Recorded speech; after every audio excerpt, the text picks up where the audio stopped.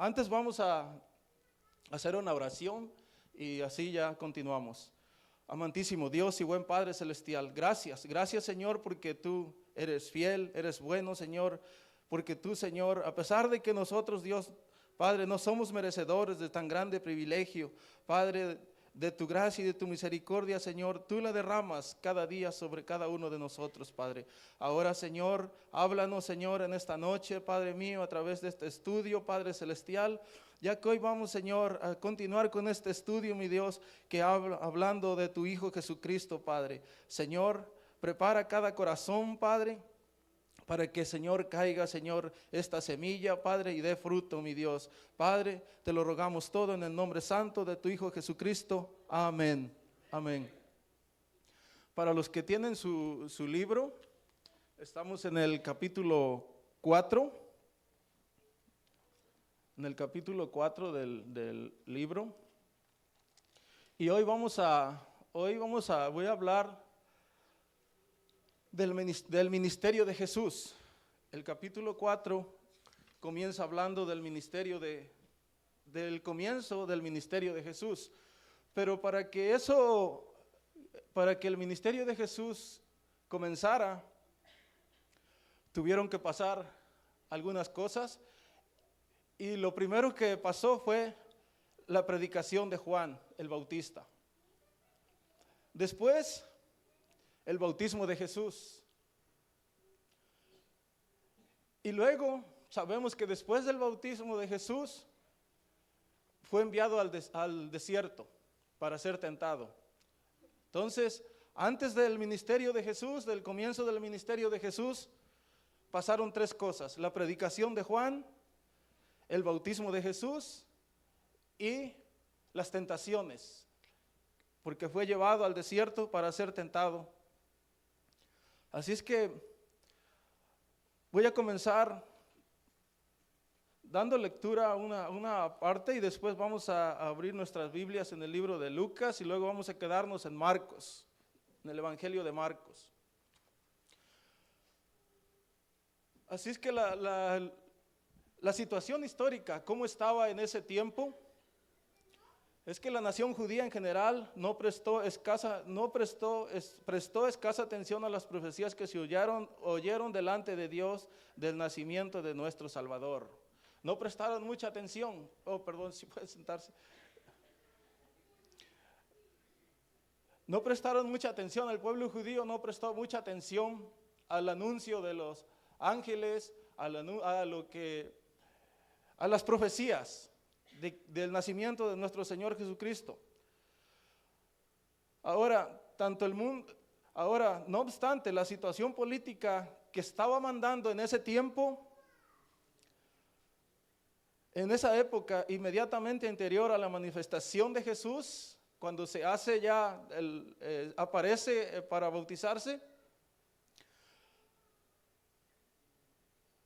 ahora despertó en la nación israelita un anhelo de que llegara el Mesías.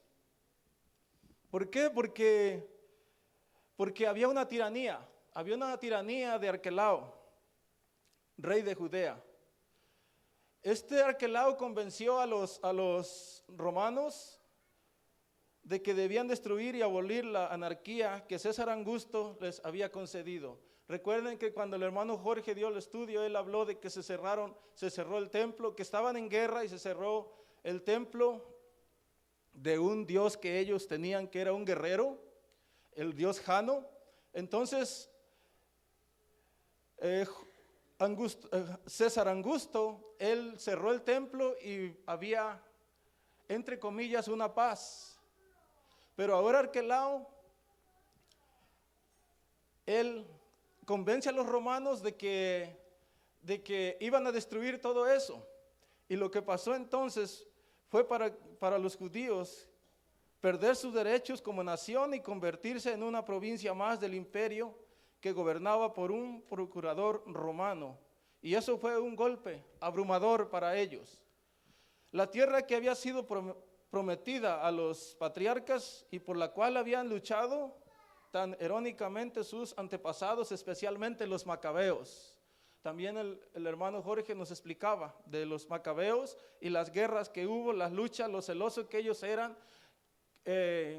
con la palabra de Dios, eran reverentes a Dios, y entonces ellos defendieron, ellos eran hombres temerosos de Dios y celosos de la palabra de Dios. Entonces ahora todo eso volvía a quedar en manos de los romanos. Ahora, abra sus Biblias en Lucas, capítulo 3.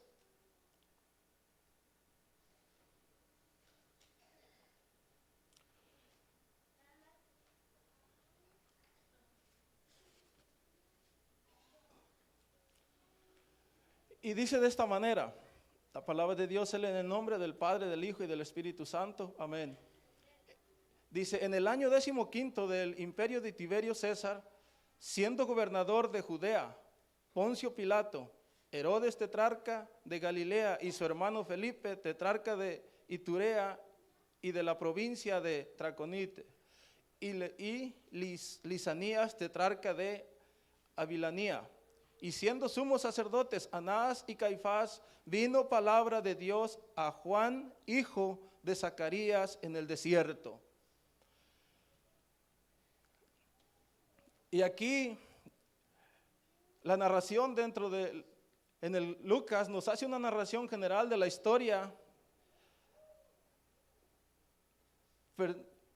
permitiéndonos así ubicar de una manera aproximada las fechas en que comenzó el ministerio de Juan el Bautista. Recuerden que al principio les dije que para que comenzara el ministerio de nuestro Señor Jesucristo, primero la predicación de Juan el Bautista. Ahora nos hace una aproximada las fechas, nos hace aproximadas las fechas del ministerio de Juan el Bautista, y dice así: en que tuvo lugar la presentación pública de Jesús. Ahora dice que Tiberio sucedió a Augusto en el 19 de agosto del año 14 después de Cristo, en el 15º año del reinado de Tiberio, que vendría a ser el año 28 después de Cristo. Juan comenzó su ministerio, en esas fechas aproximadas. Ahora, ¿cuánto tiempo duró? Hace una pregunta, que ¿cuánto tiempo duró el ministerio de Jesús? Y el Evangelio de Juan nos menciona 3 celebraciones. Nos menciona 3 celebraciones de la Pascua a las cuales asistió Jesús. Por consiguiente, Jesús ministró al menos durante 3 años o un poquito más de 3 años. Gloria a Dios. Ahora Juan también indica que Jesús murió un viernes, víspera de la Pascua. Ahora, los pasajes históricos que habla aquí, los personajes históricos de los que habla aquí Lucas, todas estas personas que empieza hablando de Tiberio César, que es el gobernador de Judea, y de Poncio Pilato, y de Herodes, el tetrarca de Galilea, y su hermano Felipe. Todos esos personajes que nombra aquí Lucas, nos los presenta como un cuadro panorámico para que nosotros nos demos cuenta de cómo estaba dividido entonces el reino. Este reino fue dividido por sus 3 hijos: Antipas, el seductor asesino que gobernaba Perea, y Galilea. Y también nos habla de Herodes, el Filipo que reinaba en Iturea, y nos habla también de Arquelao que gobernaba Judea. Pero también nos habla de 2 sumos sacerdotes. ¿Por qué 2 sumos sacerdotes? La razón es esta, de que nos menciona los 2 sumos sacerdotes de Anás y Caifás,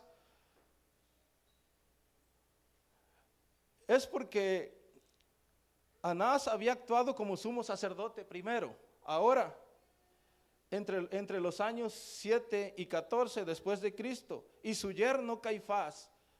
Caifás era yerno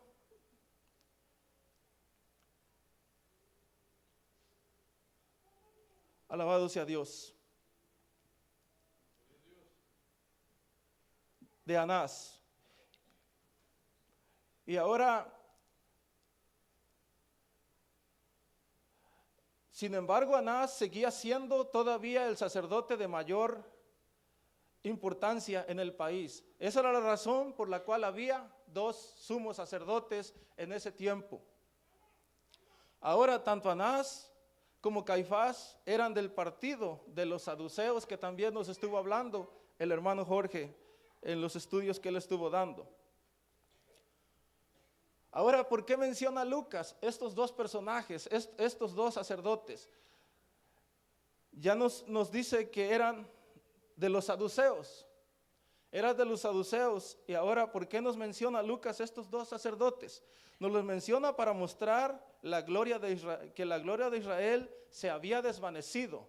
Ahora los que estaban en el poder, los que estaban en el templo, eran dos sumos sacerdotes que no eran temerosos de Dios, eran de los saduceos. Eran corruptos como los hijos de Herodes el Grande y como Poncio Pilato, de esa tal magnitud. Y ellos eran los que eran los sacerdotes. Imagínense, hermanos, cómo estaba la situación en ese tiempo. Dice, el sumo sacerdocio mismo era administrado de manera ilegal.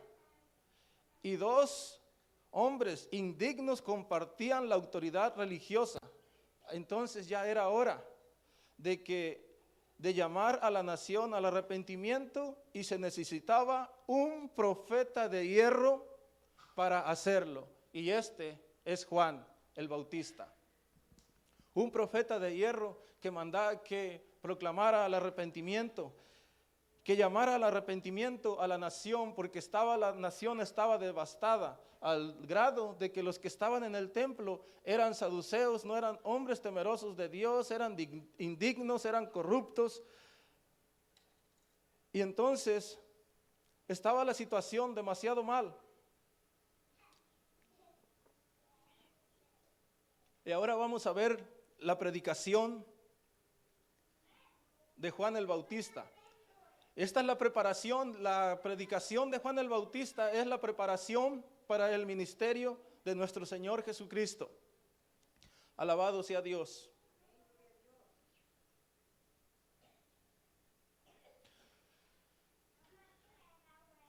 Y voy a dar lectura en Marcos 2:8. El Evangelio de Marcos.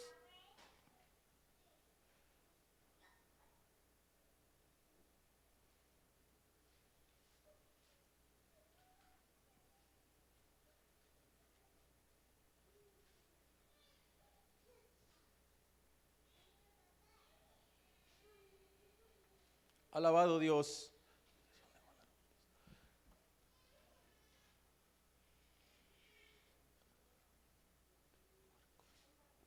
Marcos 1:2:8, perdón.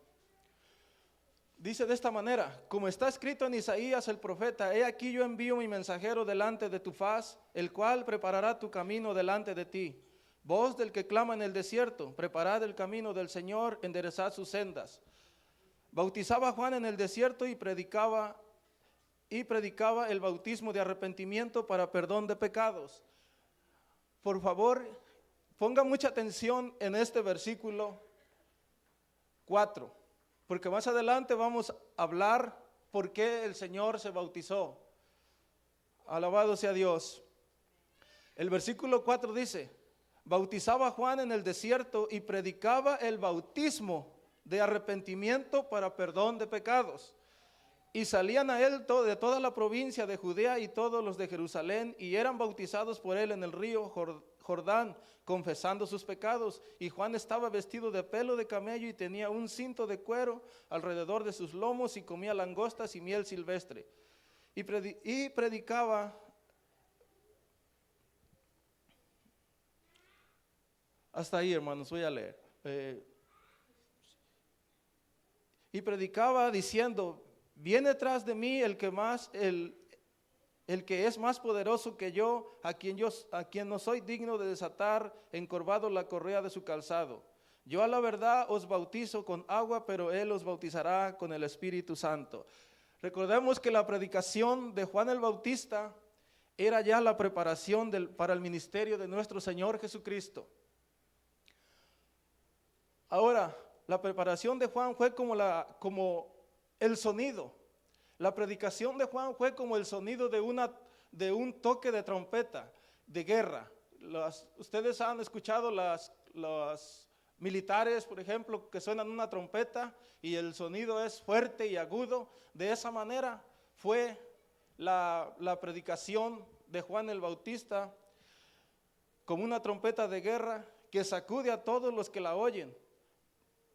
Por todo el país corrió la noticia de que había aparecido un profeta en el desierto de Judea, no un hombre como los maestros de Jerusalén que repetían ideas tomadas de la tradición. Los maestros de ese tiempo tomaban cosas repetidas, pero Juan traía algo nuevo, algo muy diferente, y esto llamó la atención. Esto llamó la atención a toda la gente y todos corrían para escuchar a Juan. Este hombre era un hombre áspero que predicaba con autoridad y le hablaba a la gente de corazón a corazón. Además, su estilo de vida estaba en armonía con la veracidad de su mensaje. Su estilo de vida iba de acuerdo con lo que él predicaba. Ahora, estaba vestido, dice que de pelo de camello, y ceñía su manto con un cinturón de cuero. Esta tosca ropa era la característica de los profetas del Antiguo Testamento. Y eso está en Segunda de Reyes, capítulo 1 y versículo 8, por si ustedes lo quieren anotar y lo pueden ustedes estudiar en su casa. Y está también en Zacarías capítulo 13 y versículo 4, por si lo quieren anotar. Ahora, él comía langostas, un tipo de insecto, saltador y miel silvestre, el alimento más barato y abundante.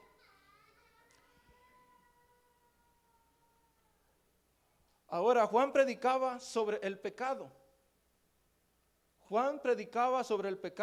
El juicio, el arrepentimiento y el perdón. Y también Juan el Bautista también poseía un poder extraordinario para escudriñar el corazón humano y despertar la conciencia. Recuerden que una ocasión él dijo de esta manera: generación de víboras, ¿quién les enseñó a ustedes a huir de la ira venidera? Él estaba comparándolos con unas víboras que se prende la montaña o se prende el lugar donde estén y salen corriendo. Ahora, él decía que el reino de los cielos se acercaba en la persona del Mesías, el cual iba a establecer pronto su dominio. Y su pueblo se debía preparar para su venida. Y multitudes de personas, impulsadas principalmente por la expectación mesiánica, acudían a oír su predicación. Alabado Dios. La vez pasada les decía, ahora los evangelios señalan este ministerio de Juan como el cumplimiento del profeta Isaías el bautizador. Era una voz que clamaba en el desierto. Les decía hace 8 días de que cada que un presidente va a visitar un país, siempre va alguien avisando que el presidente va a visitar el país. Entonces, en esta ocasión, la predicación de Juan era preparar el camino, porque venía el rey de reyes y señor de señores, nuestro Señor Jesucristo. Y lo que decía era que tenían que preparar el camino, era necesario edificar las sendas y rellenar los valles y trabajar las colinas.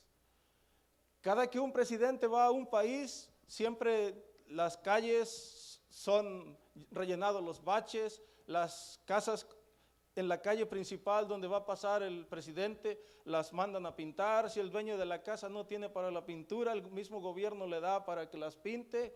Rellenan los baches de las carreteras porque va a venir el presidente y arreglan todo muy excelente. Entonces, ahora Juan predicaba ya anunciando la venida del Mesías. Ahora Juan bautizaba a los arrepentidos como signo y sello de su arrepentimiento. Pongamos mucha atención en esto. Una vez más lo voy a volver a repetir. Juan bautizaba a los arrepentidos como signo y sello de su arrepentimiento. Ahora, si vemos el bautismo, vamos a ver el bautismo de Jesús. Y eso está en Marcos capítulo 1, versículo 9 y 11. Y dice de esta manera: en aquellos días que Jesús vino de Nazaret de Galilea y fue bautizado por Juan en el Jordán. Voy a leer nada más el versículo 9. Una vez más, dice: aconteció en aquellos días que Jesús vino de Nazaret de Galilea y fue bautizado por Juan en el Jordán. Alabado Dios. Hace rato les dije también que pusiera mucha atención en el versículo 4 del capítulo 1 del Evangelio de Marcos. Dice de esta manera: bautizaba Juan en el desierto y predicaba el bautismo de arrepentimiento para perdón ¿de qué? De pecados. Él bautizaba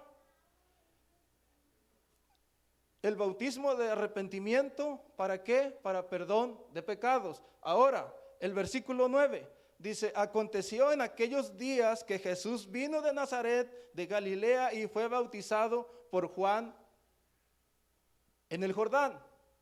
Si Juan bautizaba para el arrepentimiento, el bautismo de Juan era para el arrepentimiento y para perdón de pecados. Cabe hacernos una pregunta. Entonces, ¿por qué Jesús se bautizó? Si sabemos que Jesús no cometió pecado.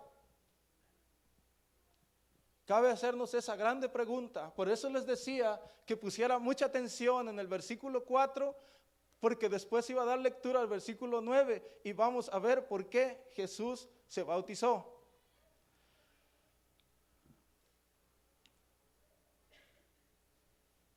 Dice de esta manera: ¿por qué le pidió Jesús a Juan que lo bautizara? Dice, es evidente que Jesús no cometió pecado. Es más, aún cuando Juan no sabía en ese momento que Jesús era el Cristo, se dio cuenta de que era superior a él. Ahora, ¿por qué entonces Jesús se bautizó? Y hay 4 puntos aquí bien importantes. No los voy a desarrollar por cuestión del tiempo, pero el punto número 1, o como inciso A, dice: el bautizo de Jesús fue el acto de inauguración de su ministerio público. Fue el acto de su ministerio, de su inauguración de su ministerio público. Por eso se bautizó. Ahora, Jesús también se bautizó como consagración a Dios para recibir el poder del Espíritu Santo. Para eso también se bautizó nuestro Señor Jesucristo.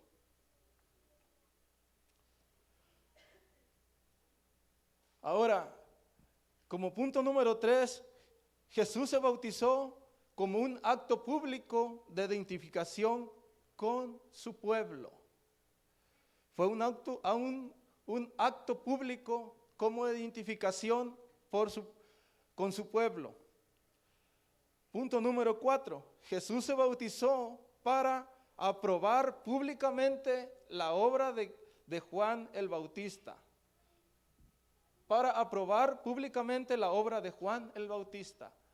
Por esas 4 razones, nuestro Señor Jesucristo se bautizó. Y hay mucho más, pero por cuestión de tiempo, si nos escudriñamos esos versículos, hay mucho más, pero por cuestión del tiempo nada más quise dar los puntos para que aquellos que no tienen un libro puedan anotarlo o después miren el video y hagan su propio estudio ustedes en su casa cuando tengan un tiempo después del trabajo, en las mañanas, no sé, hagan ustedes su propio estudio y analicen estos versículos. Ahora, demostraba así que la misión de aquel profeta no procedía de los hombres, sino de Dios. Recuerden que el punto número 4 dice que Jesús se bautizó para probar públicamente la obra de Juan el Bautista. Y de esa manera demostraba así que la misión de aquel profeta no procedía de los hombres, sino de Dios. Ahora, Dios Padre, nuestro Dios, nuestro Padre Celestial, Él aprobó la consagración de Jesús, enviando su Espíritu sobre él y confirmado por medio de una voz audible que se trataba del Mesías. Recordemos que dijo, este es mi Hijo amado. ¿Y qué más dijo?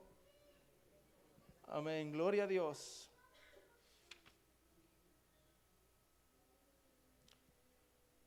Ahora después de que fue bautizado nuestro Señor Jesucristo, y ya aprendimos por qué Él se bautizó, ahora es llevado ¿a dónde? Al desierto, para ser tentado. Ahora, esto indica que lo relatado en el pasaje siguiente se halla también dentro de los deseos de Dios. También esto se hallaba dentro de los deseos de Dios. ¿Para qué? Dice, ¿era Jesús realmente vulnerable a las tentaciones? Recordemos que si Él Dios era en la carne, habría sido posible que Él pecara. Él era hombre y era Dios. Ahora, ¿habría sido posible que pecara?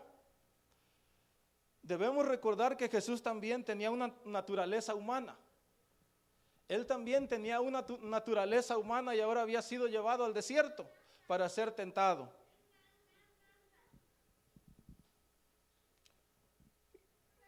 Él podía sentir también la poderosa atracción del pecado.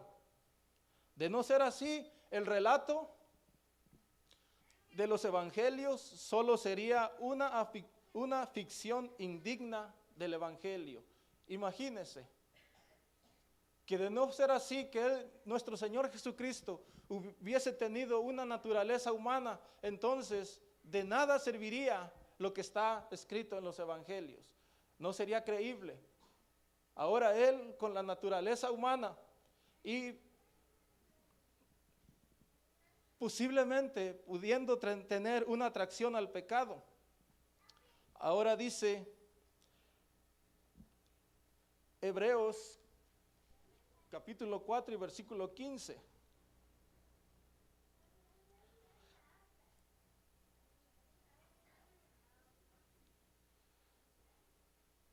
Dice de esta manera, porque no tenemos un sumo sacerdote que no pueda compadecerse de nuestras debilidades, sino uno que fue tentado en todo. ¿Cómo? Según nuestra semejanza, pero sin pecado. Alabado Dios.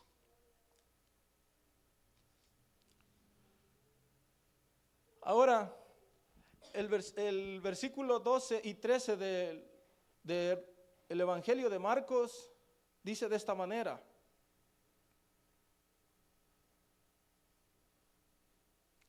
(12 y 13).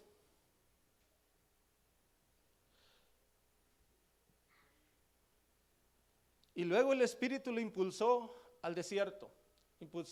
El Espíritu lo impulsó al desierto a nuestro Señor Jesucristo, dice. Y estuvo allí en el desierto 40 días y era tentado ¿por quién? Por Satanás.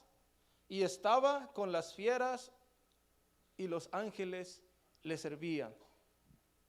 Ya les expliqué un poco por qué fue la razón por la que él fue llevado por el Espíritu al desierto para ser tentado, para ser probado por nuestro Dios. ¿Por qué quiso Dios que fuera tentado? Hay varias razones por las que Dios quiso que nuestro Señor Jesucristo, con la naturaleza humana, fuera tentado. La primera, para probar a Jesús. Como segundo punto, dice, para que Jesús experimentara lo que experimentan aquellos que son tentados por el diablo. Punto número 3, para que esto sirviera como señal y profecía de la derrota de Satanás. Alabado Dios. Punto número 4, para demostrar de qué manera todos los hombres pueden alcanzar también la victoria. Que si nuestro Señor Jesucristo en su naturaleza humana, Él pudo vencer, nosotros también podemos vencer. Pero hay un pequeño detalle que a veces se nos pasa, que Jesús estaba lleno del Espíritu Santo. Y a veces nosotros queremos vencer las tentaciones, pero estamos haciendo todo lo contrario de lo que nuestro Señor Jesucristo quiere, todo lo que nuestro Dios quiere, y por ende no estamos llenos del Espíritu Santo. Cuando estamos en rebeldía con Dios, no estamos llenos del Espíritu Santo y nos atrevemos a querer resistir a las tentaciones y nunca vamos a poder de esa manera. Jesús venció en su naturaleza humana, pero Él estaba lleno del poder del Espíritu Santo y era consagrado a nuestro Señor. Él era consagrado, Él era nuestro Señor Jesucristo, pero en naturaleza, con su naturaleza humana. Voy a volver a repetir ese último punto para demostrar de qué manera todos los hombres pueden alcanzar también la victoria. Podemos alcanzar nosotros también la victoria de vencer todas las tentaciones, hermanos, también. Pero tenemos que estar en obediencia con nuestro Señor Jesucristo, con nuestro Dios, para que podamos estar llenos del Espíritu Santo. La victoria que Jesús alcanzó en el desierto les daba esperanza a todos los hijos de Adán. En ella podemos aprender mucho respecto con las armas espirituales que podemos usar contra las tentaciones y la manera de resistir al diablo. Ahora,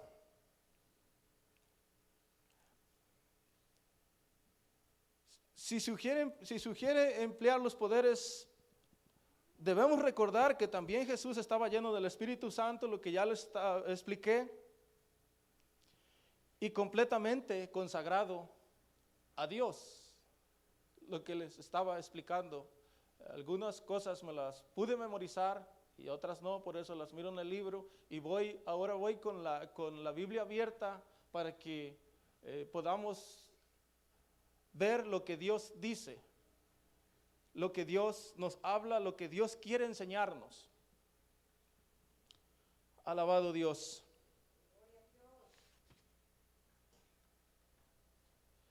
Ahora, hablando de las tentaciones de Jesús,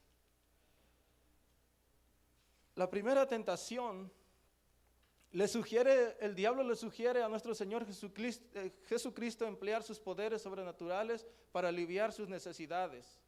Es decir, que convierta las piedras en pan. Esa fue una de las tentaciones. La segunda tentación, la de que se lance del pináculo, lugar más alto del templo, es para poner a prueba el cuidado providencial de Dios, puesto que consiste en poner en una situación de peligro mortal a fin de ver si Dios protege o no. Eso es tentar. El diablo quería que nuestro Señor Jesucristo tentara a Dios. Es como si usted se sube a edificio más alto de aquí de Chicago, y dice, no, pues soy cristiano, y Dios dice, Él me cuida, Él me protege, Él no va a dejar que me pase nada, y se avienta de ahí y se va a hacer pedazos. Ahora, la tercera tentación, la de ofrecerle a Jesús los reinos del mundo a condición de que lo adore, es la de obtener el dominio mundial por medio de un atajo, de una contemporación con Satanás. Estas son las tentaciones que Jesús pasó en el desierto, que Jesús pudo resistir porque Él siempre contestó con la palabra. Él siempre dijo, escrito está,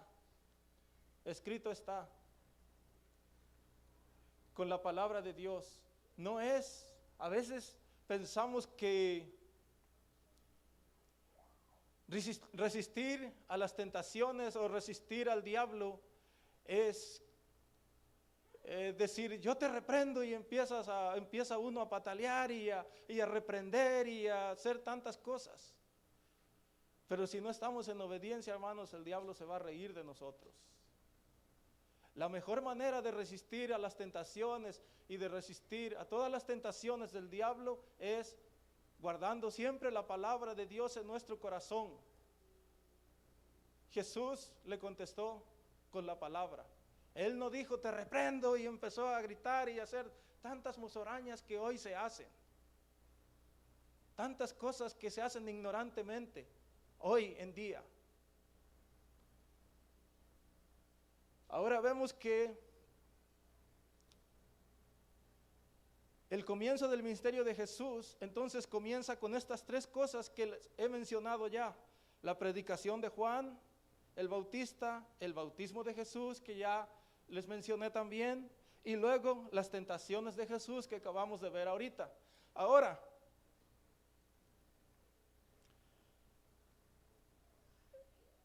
vamos a hablar que Jesús, ahora vamos a ver que Jesús está en Galilea, pero antes de estar en Galilea, Jesús sale de Judea, y aquí ya empieza a hablar del ministerio de nuestro Señor Jesucristo.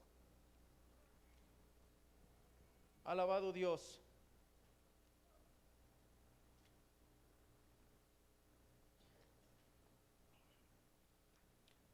Ahora, dice que Jesús sale de Judea, de Belén de Judea. Recordemos que nuestro Señor Jesucristo nació en Belén de Judea. Entonces, ¿por qué le dicen Jesús de Nazaret? Hay veces que, hermanos, son cosas que deberíamos de aprender y cosas que vemos siempre cuando es Semana Santa, o a veces pasan esas películas también ya por ahí cerca de Navidad y hablan toda de la vida de nuestro Señor Jesucristo. Y a veces no somos capaces, hermanos, de poner atención a ciertas cosas. Ahora,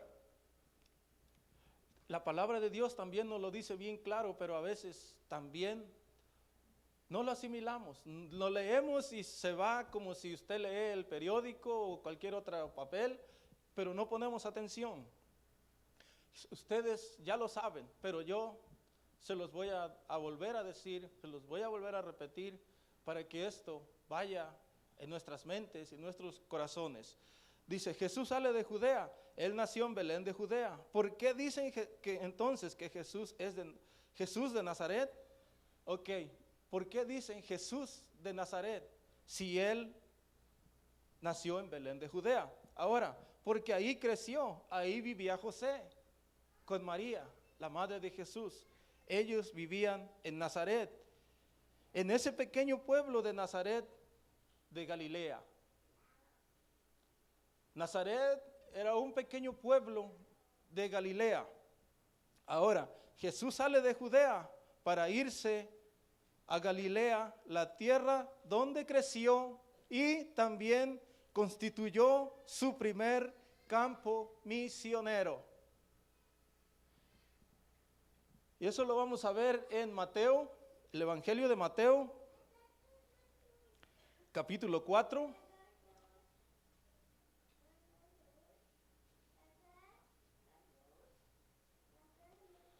capítulo 4 y versículo 12 y 13. Alabado Dios. Dice de esta manera. Dice, cuando Jesús oyó que Juan estaba preso, volvió ¿de dónde? De Galilea.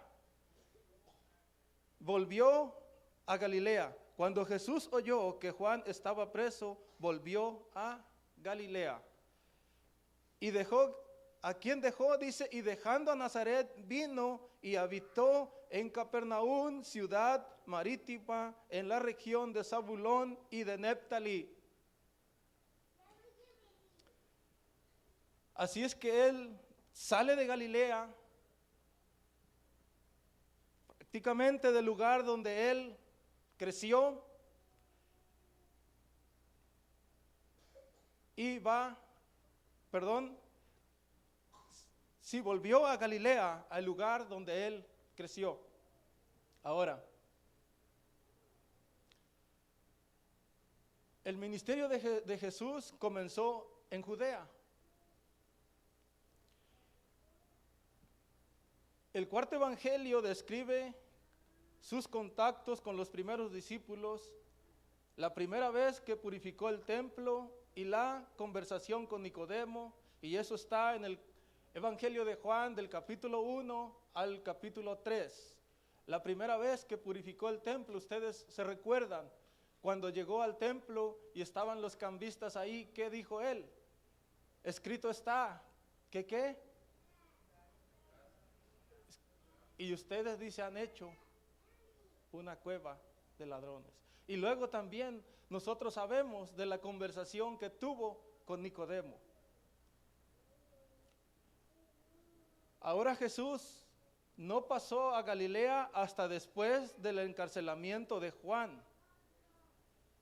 Es lo que nos dice aquí Mateo.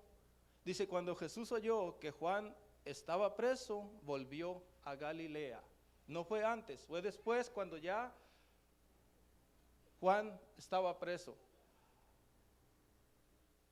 Ahora, después de que Juan fuera encarcelado, fue que Jesús comenzó sus actividades al norte. Mateo 4:12.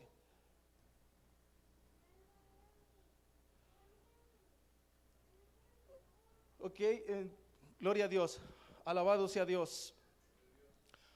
Ahora, después de que terminó la misión de Juan, empezó la misión especial de Jesucristo, de aquel que fue maltratado en la cruz del Calvario por todos nosotros. Después de que terminó la misión de Juan, empezó la misión de Jesucristo. Ahora, en los primeros tiempos del ministerio de Juan, gran cantidad de personas salió conmovida al escuchar y recibir el bautismo, a recibir su bautismo. Jesús mismo, ya vimos que Jesús mismo fue bautizado, y Juan señaló que era el Cordero de Dios. En cambio, los líderes religiosos no aceptaron el mensaje de Juan y demandaron de Jesús una señal de su autoridad para purificar el templo. Ahora, en el entusiasmo del pueblo se enfrió rápidamente, su corazón se endureció. El arrepentimiento de todas esas personas que habían escuchado la predicación de Juan y que corrieron a bautizarse, no fue un arrepentimiento genuino. Entonces, por esa razón, Herodes consideró que ya no había peligro para detener a Juan y encarcelarlo. ¿Por qué? Porque todos los seguidores, todas aquellas personas que fueron a escuchar a Juan, la predicación de Juan y a bautizarse, se echaron para atrás. ¿Por qué? Porque su arrepentimiento no había sido genuino. Ahora Herodes ya no teme en encarcelar a Juan, porque ya las personas que estaban, por decirlo así, en apoyo a Juan, escuchando la predicación, que eran seguidores de Juan, escuchando sus predicaciones, ya su corazón se había enfriado. Ahora, si su precursor, si Juan había sido encarcelado, Jerusalén ahora había de rechazar al rey, a nuestro Señor Jesucristo. Entonces, ¿qué podía esperar nuestro Mesías? ¿Qué podía esperar nuestro Señor Jesucristo? Fue entonces cuando Jesús se retiró de Galilea, región, o dicho de otra manera, fue entonces cuando Jesús se fue de Galilea, región donde los fariseos y saduceos tenían menos influencia. Jesús se fue a Galilea, a la región donde los fariseos y saduceos tenían menos influencia. Ahora se dice que Galilea, la cuenca del mar de Galilea, en ese tiempo era muy fértil, en tiempos de Cristo, y había en ella muchas ciudades y estaba densamente poblada. Galilea fue la tierra donde creció Jesús y constituyó su primer campo misionero, lo que les decía anteriormente. Ahora, antes de la última semana de la vida terrenal de Jesús, la mayoría de los relatos de los evangelios se sitúan en los alrededores del mar de Galilea. Todos nosotros hemos leído los evangelios y nos damos cuenta que todo se sitúa alrededor del mar de Galilea.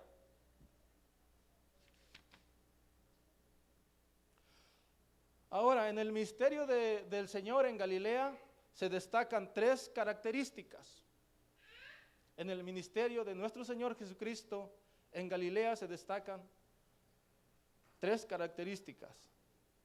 Su actividad consiste mayormente en la enseñanza pública. Esa es una. Se manifiesta en forma extraordinaria el poder del Espíritu Santo a través de sus milagros y Jesús es glorificado por todos. Y eso lo vemos en Lucas capítulo 4 y versículo 14 y 15.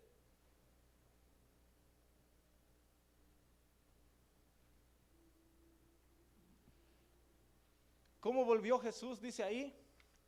Dice, y Jesús volvió en el poder del Espíritu a Galilea y se difundió su fama por toda la tierra de alrededor. Y enseñaba en donde, en las sinagogas de ellos, y era glorificado por todos. Alabado sea nuestro Señor Jesucristo. Alabado sea Dios. Ahora, vemos que también Jesús es rechazado en Nazaret, en su tierra, por decirlo así, donde él creció. Ahí fue rechazado.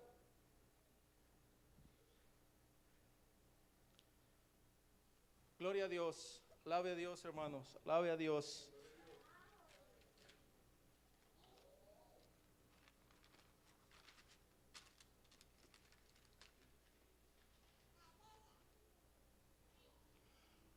Ahora, por toda la noticia que se había difundido, ya lo antes mencionado en el Evangelio de Lucas, capítulo 4 y versículo 14 y 15, ya por esto mencionado, por esto la noticia de lo que él estaba haciendo en Galilea se extendió y ahora se esparce con rapidez a todas direcciones, que es lo que hacía. Ahora, las noticias sobre el ministerio de Jesús se habían precedido en Nazaret. La sinagoga estaba llena de parientes. Ahora, en Nazaret ya ellos sabían de las cosas, de todo lo que nuestro Señor Jesucristo había hecho en Galilea. Y ahora en la sinagoga, ahí están ya esperando con ansiedad de escucharlo. Porque ya su fama se había extendido y ya estaban las sinagogas que tenían el deseo de escuchar a nuestro Señor Jesucristo y ver las cosas que realmente Él ya había hecho. Pero pasó algo en Nazaret.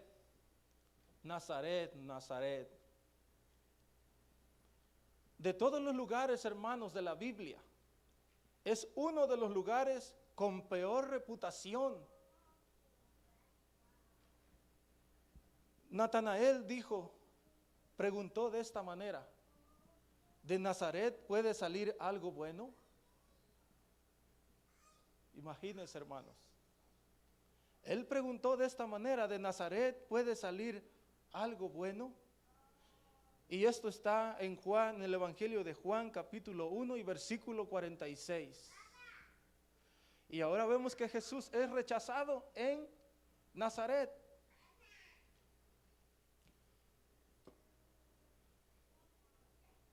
Ahora les decía, en la sinagoga estaba llena de parientes, viejos amigos y conocidos de Jesús. Todos ansiaban oírlo. Ahora, puesto que las sinagogas en ese tiempo, en las sinagogas no tenían predicadores ni maestros oficiales, se permitía que cualquier varón competente dictara la lección del día, que leyera la palabra de Dios.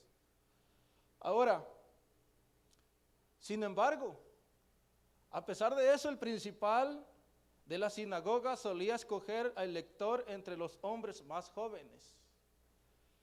Por esto, cuando Jesús se puso de pie, indicando su deseo de leer, le fue permitido hacerlo. Ahora él escogió la porción de la palabra de Dios del profeta Isaías en el capítulo 61 y versículo 1. Y con esto él afirmó a continuación que este pasaje se cumplía en su persona. En otras palabras, dijo que él era el Mesías tan largamente esperado. Todos conocemos ese pasaje, todos lo hemos oído en predicaciones, usted lo ha leído, hemos leído todos ese pasaje.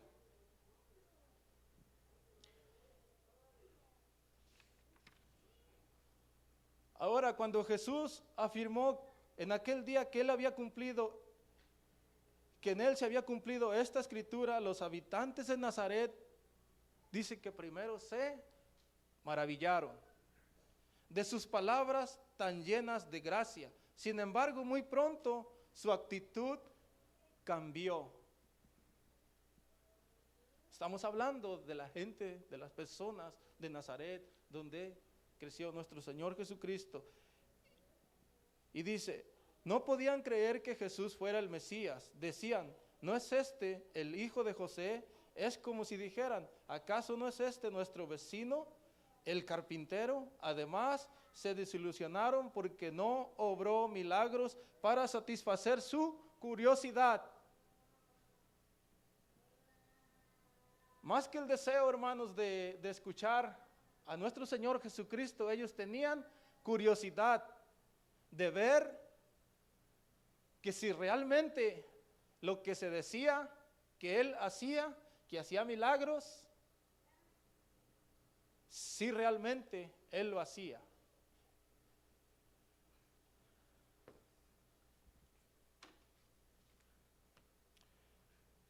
Se desilusionaron porque no obró milagros para satisfacer su curiosidad, y eso está en Mateo, en el Evangelio de Mateo, capítulo 15 y versículo 38. Hasta aquí, hermanos, el estudio del día de hoy, y espero que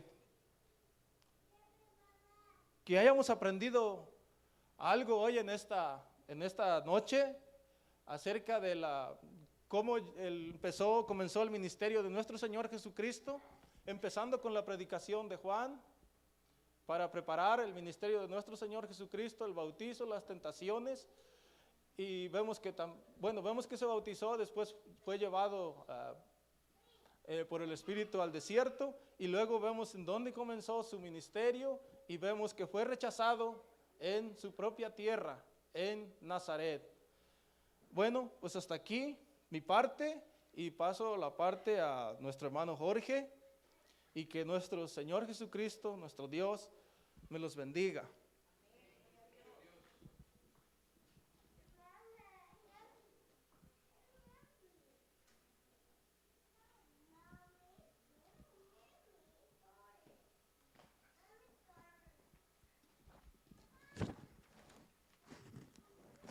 Dios le bendiga, hermano. Póngase de pie, por favor.